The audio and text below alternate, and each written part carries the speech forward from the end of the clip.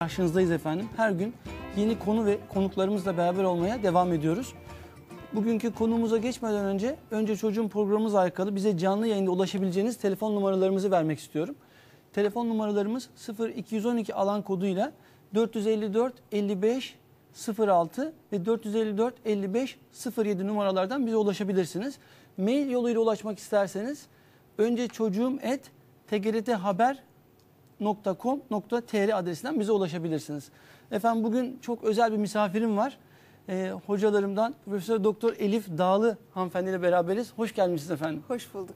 Günaydın herkese. Efendim sizinle çeşitli vesilelerle zaten kongrelerde, toplantılarda konuşma fırsatımız oldu. Evet. Daha doğrusu dinleme fırsatımız oldu. Çok fazla çekingen biri olduğum için diye düşünüyorum. Çok fazla böyle hocalarımı dinlemeyi çok severim ama direkt olarak çok fazla mecbur kalmadıkça yani özel sorularım olursa sorarım. Ama sizin bir Harbiye'deki toplantıdaki konuşmanız beni o kadar etkiledi ki hani burada mutlaka onu ifade etmek istiyorum. Sigara ile alakalı bir konuşmanız vardı. İşte formüle yarışlarındaki sigara reklamlarından falan bahsediyordunuz. Öyle bir hale geldiniz ki konuşurken sesiniz titremeye başladı. Dedim herhalde hocam ağlayacak birazdan. O kadar geldi. Dedim ki bir insan bir işi bu kadar mı kendisine önemsetir ve bu kadar mı önemli hale getirir?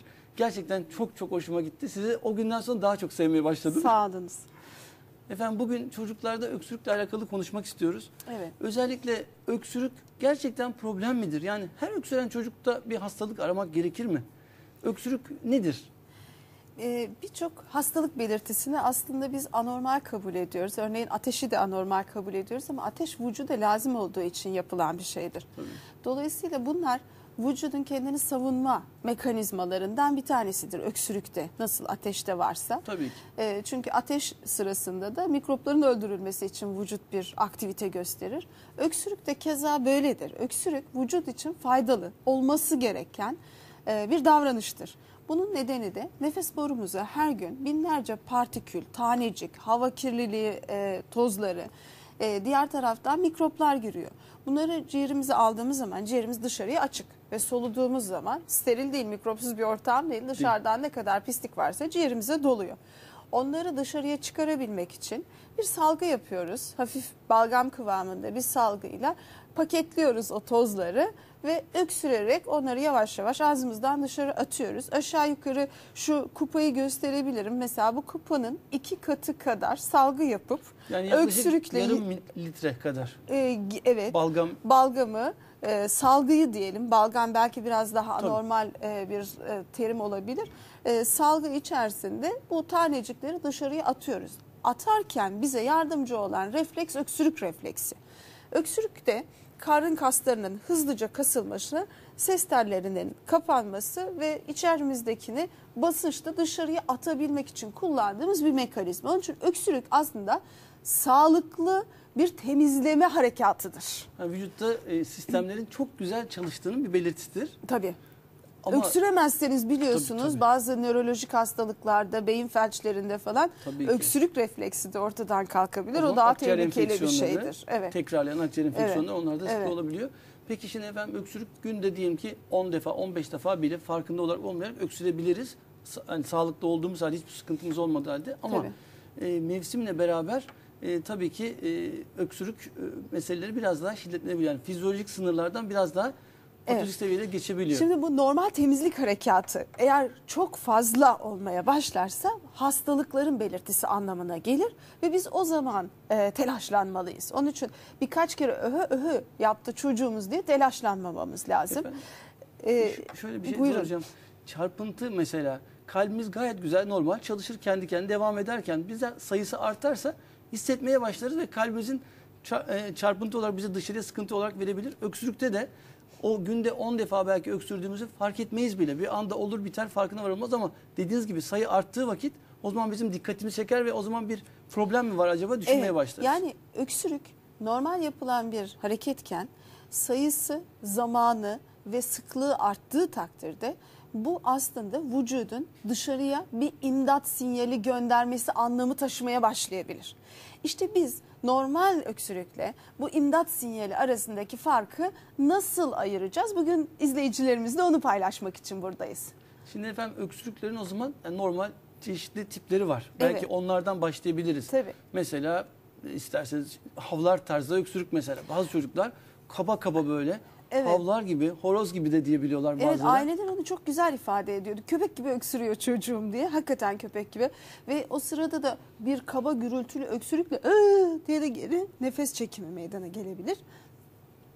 Pardon.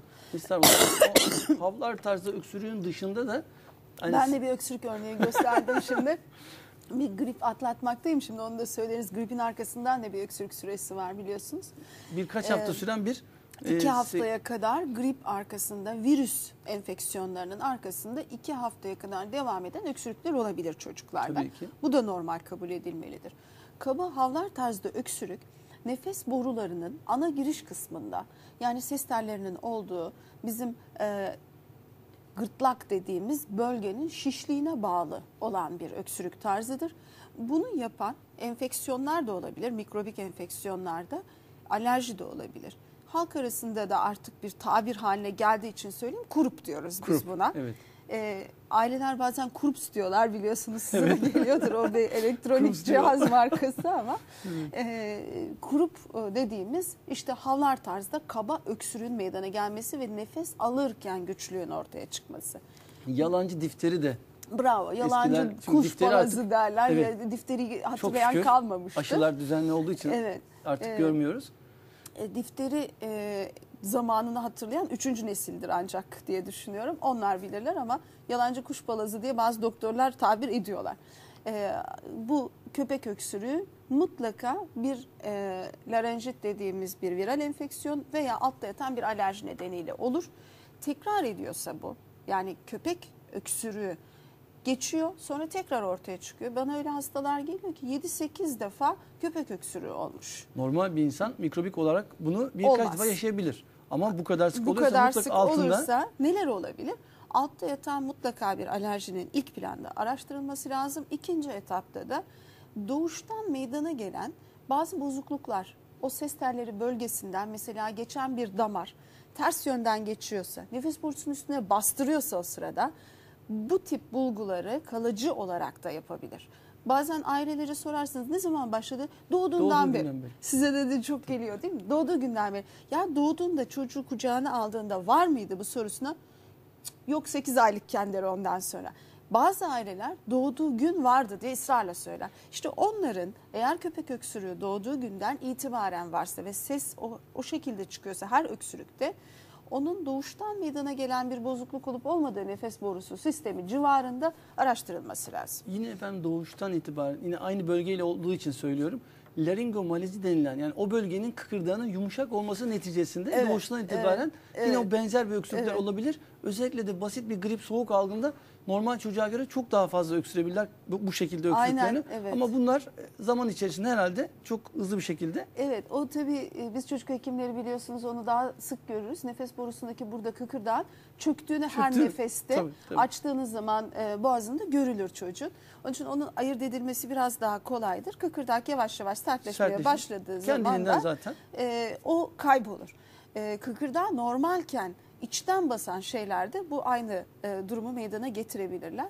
Ama her şey normalken sık sık iyileşiyor çocuk, sonra tekrar oluyorsa mutlaka alerjiye Özellikle ayırt alerjiyi etmek lazım. düşünmek gerekir. Bu tabii köpek öksürüğü için. Başka Tabii. öksürüklerimiz Mesela de var. efendim bir de başka öksürüklerimizden örnekler verelim Evet. birlikte. Mesela efendim kentöz öksürük denilen veya boğulur tarzda arka arka öksürükler, o da zaman zaman görülüyor. Hatta belki onda birazcık konuşabiliriz diye düşünüyorum. Evet, o belki daha uzun süre ayıracağımız bir öksürük tarzı olabilir.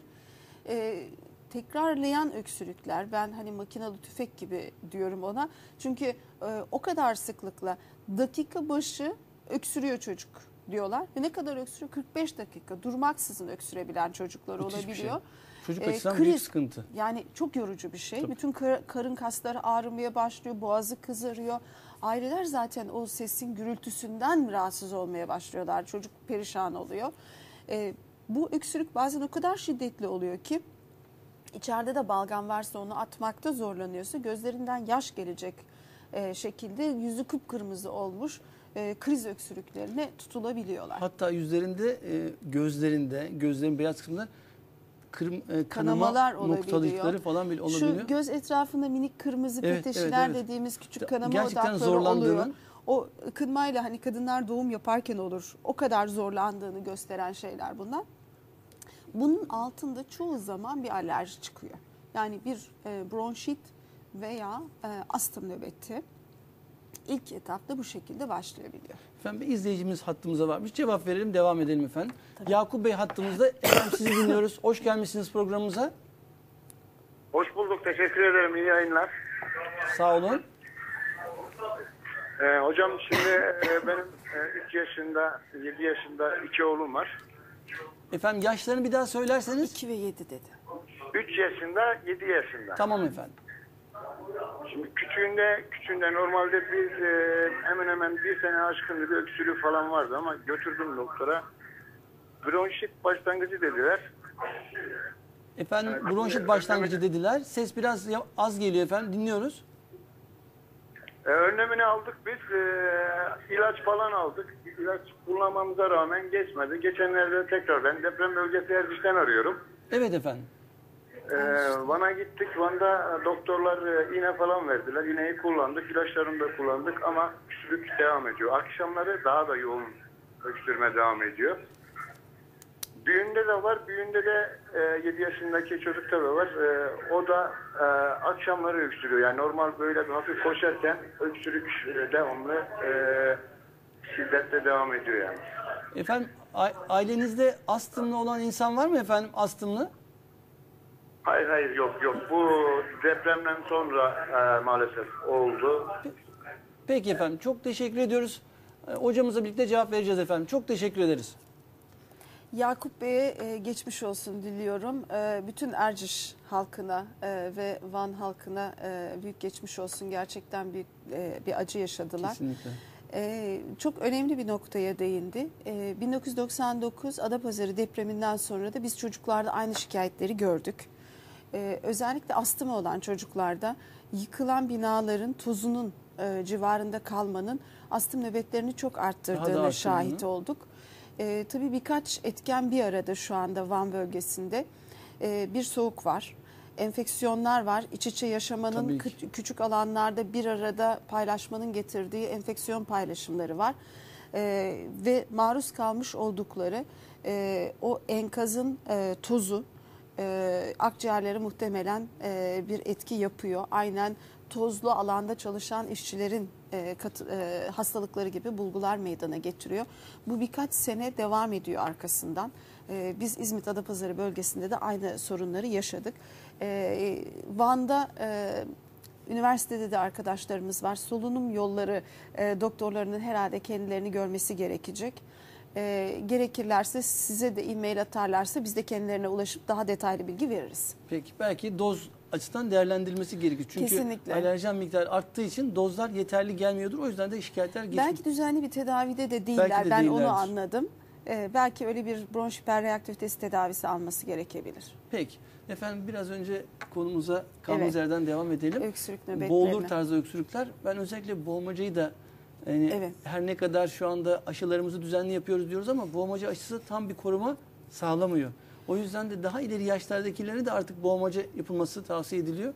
Normal şartlarda hani bu boğmacayı da mutlaka üzerinde çok bir önemli hatırlatalım da kısaca. Bir noktaya temas ettiniz. Bu Amerika Birleşik Devletleri'nde ilk defa gündeme geldi.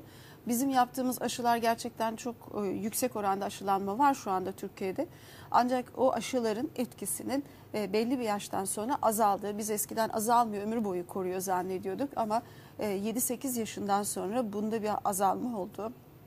Ergenlik çağında hatta erişkinlerde boğmacının tekrar ataklar yaptığı ve salgınlara neden olduğu tespit edildi. İngiltere'de de Amerika Birleşik Devletleri'nde de.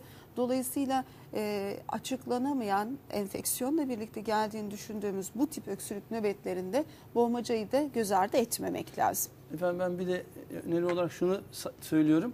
Yani ergenlere, işte 10 yılda bir erişkinlere de boğmaca aşısının olması gerektiğini düşünüyorum. Şahsen ben kendim 10 yılda bir aşılarımı ihmal etmiyorum, yapıyorum. Yıllardır yani yakın zamanda da hatta 10 yılım doluyor. Aşımın zamanı geldi, yapacağım. Yani boğmaca aşısı özellikle erişkinler de yapabilecekleri bir aşıdır. Onu özellikle Evet. çocuğunuz için aşı olur musunuz diye Evet, soruyorum bazı evet, hastalarıma. evet. Tabii ki diyorlar. O zaman olun efendim diyorum çocuklarınızı korumak için. Evet. Efendim bir de hışırtılı öksürükler var. Evet. Hışırtılı, hani halk arasında o tür ifadeler kullanıldığı için öyle Evet. sormak ihtiyaç hissettim. Şimdi öksürük bazen tek başına olabilir. Bazen yanına başka belirtileri de arkadaş olarak alır. Şu anda konuştuğumuz onlar bizim. Hışırtı da, hırıltı dediğimiz, ıslık sesi dediğimiz. Bazen halk çok güzel tanımlar buluyor. Poşet hışırtısı diyorlar. Hakikaten orijinal. evet, ama doğru söylüyor. Doğru doğru, çok ilk defa duydum ben. Bize eskiden kara basma sesi gibi bir şey Evet. söylerlerdi ama bu çok güzel bir tanım. Bunlar tabii öksürüğün nefes borusunun, küçük nefes borularının da daralmasıyla birlikte olduğunu gösterir. Hava alırken, biraz önce söyledik, köpek ağlaması öksürüğünde hava alırken güçlük vardır.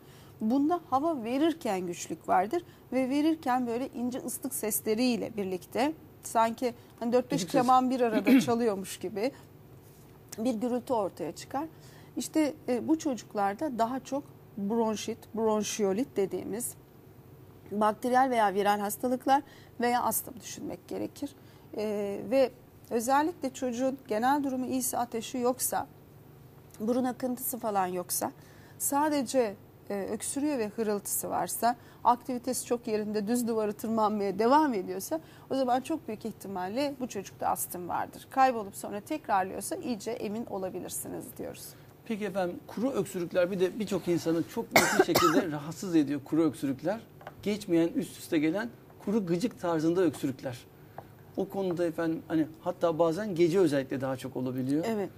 Şimdi o da astımın bir bulgusu olabileceği gibi sinüzitler de aynı şeyi yapabilir. Özellikle burun arkası akıntıların geniz bölgesine gece yatar pozisyonda birikmesiyle öksürükler olur. Bu öksürükler daha çok yattığı anda artıyorsa daha çok sinüziti düşünmek lazım. Sabaha karşı 3-4-5 saatlerinde kriz halinde uyandıran öksürük krizleriyle birlikte gidiyorsa daha çok astımı düşünmek lazım. Efendim hastalarım da şunu bana zaman zaman soruyorlar. Diyorlar ki doktor bey, bizim çocuğumuz her şey dört dörtlük. Çok sağlıklı, mükemmel. Ama diyorlar başka çocuklardan farklı olarak biraz koşturunca, biraz terleyince arkasından öksürüyor. Yani normal bir çocuk istediği kadar koşsun hoplasın. Nefes nefese kalabilir belki, hepimiz koşsak egzer, ama öksürük durumu söz konusu olmaz. Diyorlar acaba, diyorum efendim çok güzel bir şeyler söylüyorsunuz bize ama nasıl mesajlar veriyorlar acaba onlar? Evet. Egzersiz öksürüklerinde. Evet. Şimdi öksürüğü gülünce, ağlayınca veya koşunca oluyor olması aşırı nefes alıp vermeyi gerektiren bir hareketle ortaya çıkan öksürük demektir. Biz buna tıp dilinde hiperventilasyon diyoruz. Bu öksürüğü yaratıyorsa nefes borularında bir hassasiyet vardır. Yani alerjik bronşit veya astım tablosu bu çocukta vardır. Bu kontrolsüz astımın işaretlerinden bir tanesidir. Yani biz tedavi oluyoruz, astım tedavisini, ama çocuk koşunca tekrar öksürüyor. Demek ki hani böyle de bir hastalık var, birlikte yaşayacağız gibi düşünmemek Kesinlikle, lazım. kesinlikle. Bu astımın iyi kontrol altında olmadığının en güzel göstergesidir. Bu tip çocuklarda tedavi yeniden düzenlemek gerekir. Bazı çocuklarda aile ağlatmıyoruz der. Ağlayınca öksürük krizi tutuyor çocukta. Onun için o çocukların her istediğini yaparlar ve maalesef de kontrolü mümkün olmayan çocuk haline getirirler. Bir taraftan da gülünce öksürüyor. Biz buna gülünç filmler göstermiyoruz derler. Şimdi bu da öksürüğü arttığını gösteren işaretlerden bir tanesi. Bu çocukların astım olma ihtimali çok yüksek. Efendim genellikle hani bu aileler bunu söylemeyebiliyor. Çocuğun aslında bir alakası yok ama çocuklar koşarak, zıplayarak öksürük tesadüfen söylüyorlar. Yani hiçbir çocukta öksürük şikayeti yokken sadece koşturunca öksürük gibi bir problemle de geldikleri oluyor. Hani ailelere belki de farkındalık oluşturmak açısından Evet. bir çocuk egzersizle ortaya çıkıyor veya çok güzel bahsettiğiniz gülünce ve ağlayınca Evet. bunları önemseyip hekimlerine bunları mutlaka iletmeleri gerekir. Önemsemek lazım ama diğer taraftan şöyle de bir yanlış bilgiyi ulaştırmayalım. Spor yapmak astımda engel değildir. Astımlı hastaları özellikle spor yapmaya teşvik ederiz. Kesinlikle, kesinlikle. Aman sen koşmayacaksın, beden dersine girmeyeceksin, terlemeyeceksin diye aileler çocuklara çok yanlış bilgiler verirler. Biz beden raporu vermiyoruz biliyorsunuz Kesinlikle. astımı olan hastalara. Hani yapamaz demiyor çünkü teşvik Özellikle ediyoruz. Teşvik ediyoruz. Akciğerleri çok faydalı. Kesinlikle. Yüzme özellikle Yüzme solunum özellikle. fonksiyonları düzelttiğini göstermiş vaziyette. Ancak onunla bir problem oluyorsa ilaçlarını tekrardan düzenlemek gerekir. Efendim bir izleyicimiz hattımıza Tabii. varmış. Eşref Bey hoş gelmişsiniz efendim. Buyurun dinliyoruz sizi. Alo, günaydın hocam. Nasılsınız? İyi misiniz? Çok teşekkür ederiz efendim. Sizler de iyisiniz inşallah. Çok şükür. Çok sağ olun. Teşekkürler. Buyurun. Hocam çocuğum için ben aramıştım da size kusura bakmayın rahatsız ediyorum. Estağfurullah Yani efendim buyurun. ben bundan 3 sene önce çocuğumu sık sık hastalanıyordu. Ok Meydanı'na götürdüm eğitim araştırma hastanesine. Bana dediler kronik bronşit hastası bu alerjik olmuş sık sık hastalanır böyle. Ve kış aylarında özellikle kış aylarında sürekli hastalanıyor, sürekli öksürüyor, halsiz oluyor ama sürekli. İşte hastaneye götürüyoruz, ilaç verip geri gönderiyorlar. Ve bu ilaçlar da çocuğun böbreklerine herhalde zarar vermiş çocuğun böbreklerine. Evet, Ona efendim. rağmen mecburen yine ilaçları kullanıyoruz. Özellikle antibiyotik. Çünkü çocuk boğulduğu için hastaneye götürüyoruz. Dediğim gibi ilaç yazıp geri gönderiyorlar bize. Acaba ne yapmam gerekiyor? Onu Peki ben efendim. öğrenmek istiyorum sizden. Çok çok teşekkür ediyoruz aradığınız için efendim. Çok sağ olun. Rica ederim. Eşref Bey'e ben de geçmiş olsun dileklerimi iletmek istiyorum. Çok önemli 2 noktaya temas Çok etti. Bize de gerçekten fırsat oldu. çok Orada güzel, şimdi gerçekten. anlatacağız. Bir tanesi maalesef astımlı çocukların sıklıkla başına gelen bir kader bu. Acile gidiyorlar, sıkışıyorlar, hastalanıyorlar. Acile gidiyorlar. Acildeki hekim arkadaş o andaki Akciğer acil bakarak tedavisini yapıyor. Yani o günü kurtarmaya mantığı ona çalıştığı için hekim arkadaşın acil tedavisini yapıyor, eve gönderiyor. Şimdi hastamız tekrar hastaneye normal zamanında gidip düzenli kontrolüne girmiyor. O acilde kendini kurtardığını düşünerek birkaç gün daha idare ediyor. Sonra tekrar acilleşiyor, bir başka acile gidiyor. Orada da tedavisini oluyor. Şimdi bu astımın tedavisi değildir. Kesinlikle. Astımın kontrolü sağlayacak düzenli ve devamlı bir tedavisi gereklidir. Anladığım kadarıyla Eşref Bey'in çocuğu da bunu almıyor. İkincisi yan etkilerden endişe ediyorlar. Eğer bu kadar antibiyotik veriliyorsa veya öksürük şurubu veriliyorsa bunlar da astımın tedavisi değil. Sadece oradaki balgamın üstüne binmiş mikropların temizlenmesi için faydalı olabilir ama Geçici. asıl altta Asıl yatan tedavi o değil. tedavi değil. Dolayısıyla asıl tedaviye başlaması lazım. Yan etkilerle ilgili sordukları var. Pardon, yan etkilerle ilgili de astım tedavisi yapan ilaçlar uzun dönem kullanılmak için yapılmıştır. Dünya kadar çalışmalar yapılmıştır bunların üzerinde. Uzun yıllar Güvenli ilaçlardır. Onun için endişe etmeden kullanılsın. Halk arasında astım ilaçları ile ilgili yanlış Ne kadar bilinen efsaneler var. çok efsane var dediğiniz gibi. Bunlardan bir tanesi, yani son zamanlarda inanılmaz şeyler de duymaya başladım. Kısırlık yapıyor. Nereden gidiyordu oraya kısırlık yapıyor Çok belli güzel. değil. Akciğerler çürüme meselesi de var efendim. biliyorsunuz. Akciğerler çürütüyormuş, kurutuyormuş gibi yanlış bir sürü şeyler.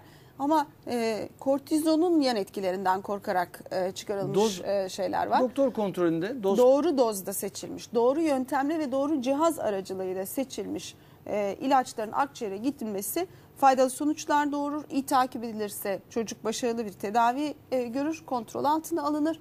Dolayısıyla astım ilaçlarını korkmadan ve düzenli kullanmak gerekir. Efendim çok teşekkür ederiz. Bir hattımızda izleyicimiz varmış. Aslı Hanım. Günaydın. Günaydın efendim. Hoş gelmişsiniz programımıza. Hoş bulduk. Şimdi ben bir şey sormak istiyorum. Bir hafta önce kızım hastalandı benim. Yani ateş falan yoktu. Sadece göğsünde bir hırıltı vardı. Doktora götürdüm ben de. Evet efendim. Nefes açıcı verdi. 2 tane nefes açıcı verdi doktor. Şimdi onları kullandım. Bir haftadır kullanıyorum. Ama öksürük kaldı geriye. Hırıltı falan geçti ama öksürük kaldı. İyice yattığında özellikle kuru bir öksürükle uyanıyor. Ya acaba dedim astım falan, doktorum hiç böyle bir şey söylemedi ama. Efendim ilk defa mı böyle bir durumla karşılaştınız? Hani bir haftalık bir hikaye mi var yani sonuçta hastalıkla alakalı? Yani ilk defa, yani hastalığından sonra oldu. Daha önceki hastalıklarına da ateşlendiği zaman da öksürüğü oluyordu ama geçiyordu. Efendim hocamız bir şey sormak istiyor herhalde. Aslı Hanım, hatta kalırsanız günaydın diyorum ben de sizi. Acaba ilaçların isimlerini vermeyin. İlaç isimlerini vermeyelim. Ancak şurup mu verdiler size, fıs mı verdiler? Şurup. 2 tane şurup. Daha sonra çok öksürdüğü için tekrar aradım. tane daha nefes açıcı öksürük şurubu dedi. Onu Evet. verdi. Bu gripten sonra olmuş olan biraz önce bahsettiğimiz 2 hafta sürebilecek öksürük olabilir. Ancak devamında devam ediyorsa, yani 4 haftaya kadar ulaşıyorsa ve tekrarlayan defalarda oluyor ise, o zaman mutlaka altta bir Araştırmak lazım. astım var mı araştırmak Ama ilk lazım. defa böyle bir şey yaşanmış ve bir enfeksiyon hikayesi de var. olabilir. Muhtemelen en başta bahsettiğiniz 2 haftalık birkaç haftaya öksürük kadar olabilir. sürebilen öksürük durumları olabilir. Efendim yine biz konumuza devam edelim. Evet. Öksürüklerle alakalı benim sizin de çok sevdiğiniz bir konu esasında. Onun için genel bir muhabbet yapacağız, genel bir konuşacağız sigara konusunda ama Evet. pasif sigara içiciliğiyle şahsen çok tecrübe ettim, çok rastladım. Çocuklarda öksürük sebebi olarak bir şey bulamıyorum. Gerçekten evde sigara içen biri olduğu için her ne kadar dikkat etse de balkonda da içse bir şekilde etkilendiğine dair tecrübelerim oldu. O konuda ne dersin efendim? Pasif sigara içiciliği ve öksürük. Şimdi pasif sigara içiciliği, kusura bakmayın ben bu konuda hani biraz acımasız oluyorum ama bu konuya, sigara mücadelesine başlamamın ana nedenlerinden bir tanesi günahsız çocukları zorla sigara içirtilmesi ve acillerde nefes darlığıyla başvurma zorunluluğuna kalmalarıydı. Acilde çalışan bir hekim olarak eski yıllarda da nefes darlığı çeken, böyle günahsız gözlerle çaresizce size bakan bebekleri gördükçe ve yanında 3-4 kişinin o evde sigara içmiş olduğunu düşündükçe duyduğum öfke diyeyim, masanın öbür tarafına geçip politikacılara da yardım etme gereğini bana hissettirdi. Çünkü biz hekim olarak hani günde en fazla çalışsak 40-50 hastaya bir fikir verebiliriz. Tabii ki. Ama büyük kanunlara imza atılmasına yardımcı olursanız milyonlara yardım etmiş olursunuz. O nedenle kapalı alanda sigara yasağı da bir şekilde çocukları, sadece benim değil tabii çok ki güçlü bir ekip var. Ama başta çocukları da korumak için ortaya atılmıştır. Şimdi ne oluyor çocuklara? Çocuğa siz seçim hakkı vermiyorsunuz bir kere evde sigara içtiğiniz zaman. Yani sigara zehirlidir, senin akciğerlerine zarar verecek. Belki ileride astım olacaksın sigara nedeniyle, ama biz içiyoruz. Sen bu evde kalmak istiyor musun, istemiyor musun gibi bir soru sorulmuyor çocuğa. Bazı çocuklara ben diyorum çıkınını topla git bu evden sen diye. Kurtuluşu yok. Ama şunu yapması lazım anne babalar. Hani bu latifelerden sonra belki ana konuya gidelim. Sigara dumanı içen kadar içmeyen ama o bölgede yaşayan, o ortamda yaşayan insana da zarar verir. 50'ye yakın ayrı hastalık yapar. Çok önemli akciğer hastalıkları ve kanser nedenleri. Bugün etkisi olmadığı kanser tipi yok sigaranın. Hepsi keşfedilmiş vaziyette. Üreme kanserlerine kadar bu var. Çocuklarda beyin tümörünün olasılığını arttırdığı, lösemi olasılığını arttırdığı gösteriliyor. Akciğerde bu öksürüklerin ve astımın çok önemli nedenlerinden bir tanesi. Ve bakın, annesi hamilelikte içen çocukların erişkin yaşlarında bile solunum fonksiyonlarının bozuk olmaya devam ettiği gösterilmiş vaziyette. Dolayısıyla hani özellikle hanımlara söylemek istiyorum. Anne olmaya karar verdiğiniz zaman artık siz bir birey olmaktan çıkıyorsunuz. Bir başka insana hizmet eden konuma geliyorsunuz. Yeni bir canlıya hizmet eden vaziyete geliyorsunuz. Bu sorumluluğu asla unutmamak lazım. Yeni bir canlıya da hayata fırsat eşitsizliğiyle başlatmamak lazım diye düşünüyorum. Ama şunu mutlaka tekrar söyleyeyim. Evde başka odada içiyor olmak çocuğu korumuyor. Kesinlikle. Biz sadece mutfakta aspiratörün altında içiyoruz. Biz kapıyı kapatıyoruz. Balkonda içiyoruz. Balkonda değil, pencereden sarkarak içiyoruz. Pencereden geri geliyor bütün dumanlar, biliyorsunuz. Evin hiçbir odasında çocuk evde yokken de içilmeyecek, üstünüz kokmayacak. En iyisi anne babaysanız lütfen bırakın sigarayı. Çünkü evde de içmeseniz, bahçede bile içseniz yanınızda çocuk varken içiyorsunuz. Arabada unutup içiyorsunuz. Lokantaya gidiyorsunuz açık havasında, içerken çocuk burnunuzun dibinde oluyor. Onun için o davranıştan vazgeçmek lazım. Bir de ileride evlatlarınızın sigara içmesini istemiyorsanız, örnek 7 kat daha fazla içiyor sigarayı eğer anne baba içiyorsa çocuk. Onun için en iyisi şundan hep birlikte kurtulalım artık. İnşallah. Efendim bir izleyicimiz hattımızdaymış. Ayşe Hanım. Ayşe Hanım hoş gelmişsiniz. İyi yayınlar. Teşekkür ederiz efendim. Buyurun. Benim oğlum geçen yıl kreşe başlamış. 4,5 yaşında şu anda. Evet efendim. Yalnız geçen yıl 3-4 ay ara vermek zorunda kaldı kreşe. Sürekli öksürük nöbetleri geçirdi. Her doktora götürdüğümüzde acile Sürekli hava verdiler oğluma. Yani solunum cihazına bağladılar. Geçen yıl o şekilde atlattık ama kendi doktorumuza gittiğimizde yaz boyu hava kullanırsak için temizleneceğini söylemişti. Oğlum da geçen yıl küçük olduğu için çok da dikkate almadı, kullanamamıştık. Evet. Bu yılda Eylül'den beri bir alerji doktoruna gidiyoruz. Alerjik bronşit denildi. Tamam. Sürekli hava kullanıyoruz. İşte onun dozunu düşürüyoruz, azaltıyoruz. Şu anda iyi havayı kullandığından beri ama oğlum astım mı değil mi onu kafama takıldı. Tam olarak bilemiyorum Kaç ne yaşında olduğunu. acaba? Kaç yaşında demiştik efendim? Şu anda 4,5 4,5. yaşında. Peki. Efendim çok teşekkür ederiz yayınımıza katıldığınız için. Evet, Çok Ayşe güzel Hanım'a ve geçmiş hoş olsun bir diyorum örnekti. ben de. Evet, güzel bir örnek. Çoğu zaman hastalarımız kreşe başladıktan sonra hastalıkların ortaya çıktığını söylerler bize de. O zamana kadar hastalık yok, sanki kreşten alındı gibi anlaşılır. Öyle değildir aslında. Alerjik hastalıklar ve astım genetiktir. 100'e yakın gen tarif edilmiş vaziyette bu hastalık için. Yaratılışta vardır, taşırız biz onu. Ama tetiklenmesi, şöyle diyelim, bir kapalı kutunun kapağının açılması değişik yaşlarda ortaya çıkabilir. O kreşe giden çocuklarda çok sık enfeksiyonlar karşılaşınca tetikleyici etken olabilir bunlar. Muhtemelen daha farklı nedenle ortaya çıkabilecek bu alerjik yatkınlık o sırada ortaya çıkmış hastamızda da. Ama çok güzel tedaviler yapmışlar. Güzel bir tedavi Çok hoş, çok uygulanmış. Güzel. Ona da uyum göstermeye devam etsin. Astım mı benim çocuğum korkusuna cevap vermek istiyorum. Astım yanlış anlaşılıyor Türkiye'de. Koah dediğimiz hastalıkla karıştırılıyor. Eskiden o ayrımı çok iyi yapamayınca, yani solunum yetmez diye oksijen çadırında yaşamak zorunda, egzersiz kapasitesi azalmış, akciğerler tahrip olmuş zannediliyor. Astım böyle bir hastalık değil. Astım kontrol edilebilen, tedavisi mümkün bir hastalık. Dolayısıyla o solunum yetmezliğiyle aynı şey değil. Astım tanısı alanlar korkmasınlar. Kesinlikle. Efendim bir de bir farkındalığı ortaya çıkartmak açısından şunu söylemek istiyorum. Tabii. Yabancı cisim. Çocuklarda rastlıyoruz ve bir öksürük bir anda başlayıp ve geçmek bilmiyor. Yani yanlışlıkla gereksiz belki astım tedavileri bile verilen çocuklar olabiliyor. Evet. Bu yabancı cisim öksürükleri nasıl ortaya çıkıyor? Onun hakkında çok kısaca ben sizden bilgi almak istiyorum. Tabii. Şimdi öksürüklerin hepsi bu söylediğimiz gibi solunum yolu enfeksiyonları veya astımla veya doğuştan bir bozuklukla meydana gelmiyor. Sonradan aniden ortaya çıkan öksürükler de var. Öyküyü doğru almazsak da hekim olarak bunu atlayabiliyoruz. Ben de çok uzun yıllar hekimlik yapmış biri olarak hala atlayabildiğimi söylemek zorundayım. Onun için dikkatli olmak lazım. Bir de bronkoskopi yaptığımız zaman biz tesadüfen hiç beklemediğimiz hastalarda, mesela astım tedavisine iyi cevap vermemiş bir çocukta veya akciğerinin bir tarafına atelektezi dediğimiz kapanmayı filmde gördüğümüz hastalarda bronkoskopi sırasında da yabancı cisme rastlayabiliyoruz. Unutulmuş kuru yemiş parçaları, yiyecek artıkları, küçük oyuncak parçaları, plastik ucunu oyuncağın kaçırmak gibi durumlar olabiliyor. Biz bunları nasıl ayırt edebiliriz?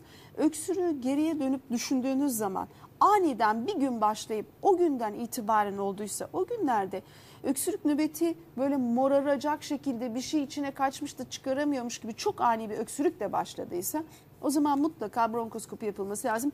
Bronkoskopi için de şöyle bir şey var. Hani filmde görülmez mi yabancısı? Metalse görülür.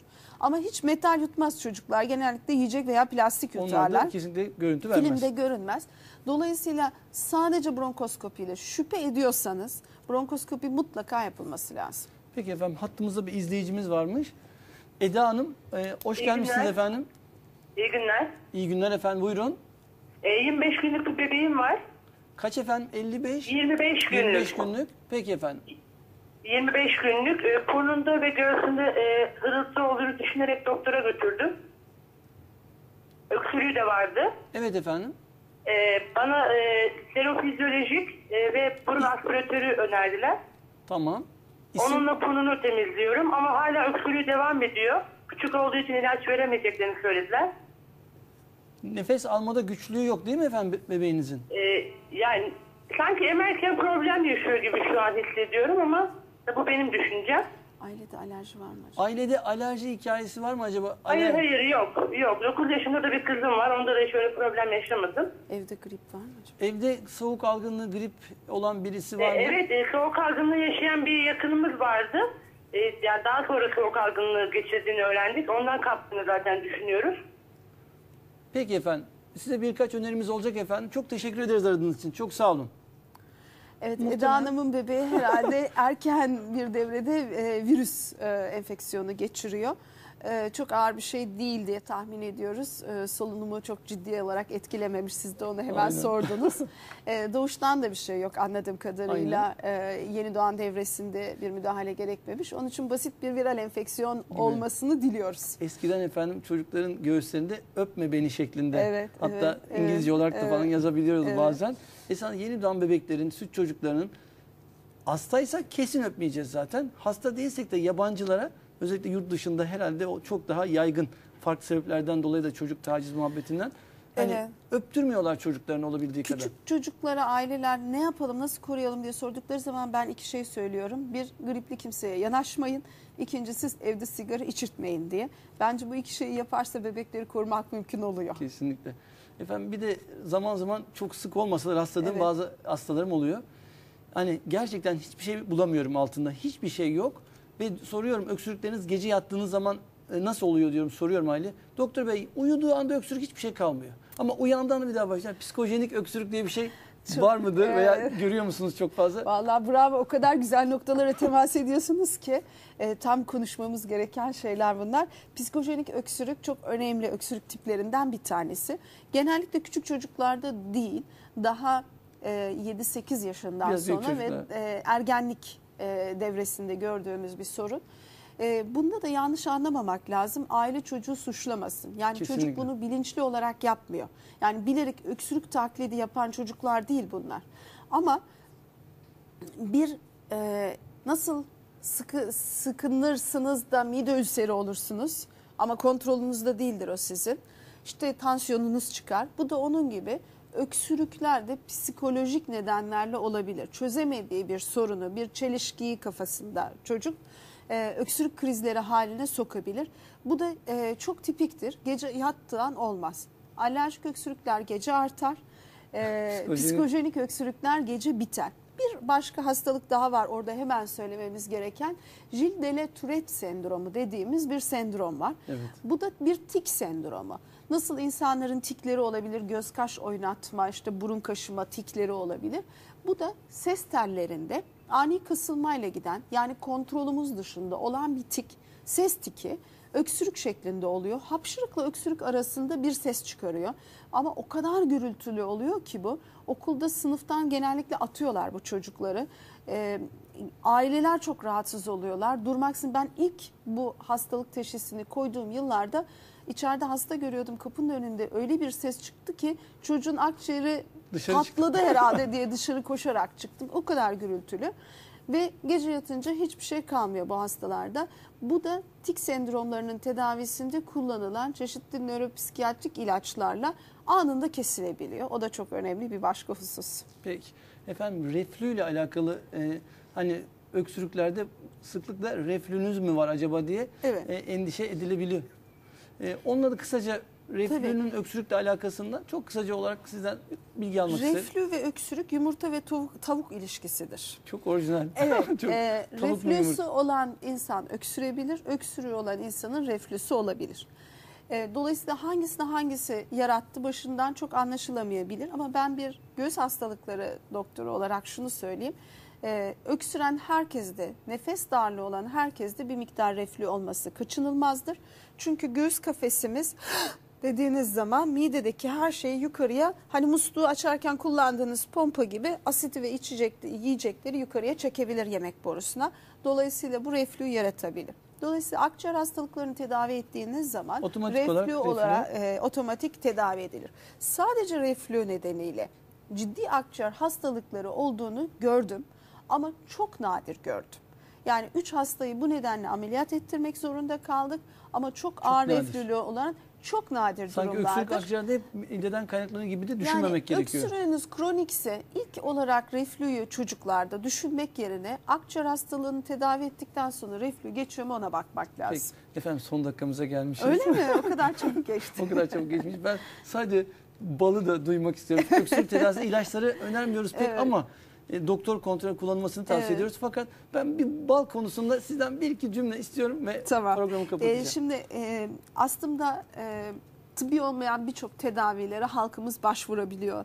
Üstelik de yanlış şeylere de başvurabiliyor. Siz de biraz önce konuşmamızda geçti. Turp, siyah Bıldırcın turp. yumurta, siyah turpun içine yumurtayla bekletmek gibi şeyler de yapabiliyorlar. Ama asıl tedavi ilaçları yanı sıra bu balı da çok sever bizim halkımız, kullanmak ister.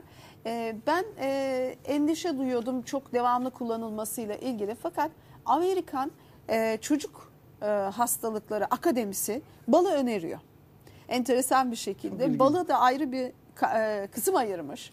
İşte şu yaşta şu kadar kaşık, bu yaşta bu kadar kaşık ilaç gibi bal önerisi var. Dolayısıyla bal kullanmak yanlış değil gibi görünüyor. Ancak polen alerjisi olan çocuklarda biliyorsunuz neticede bal polenlerden oluşan bir gıda olduğu için verilmesi ters tepki yapabilir.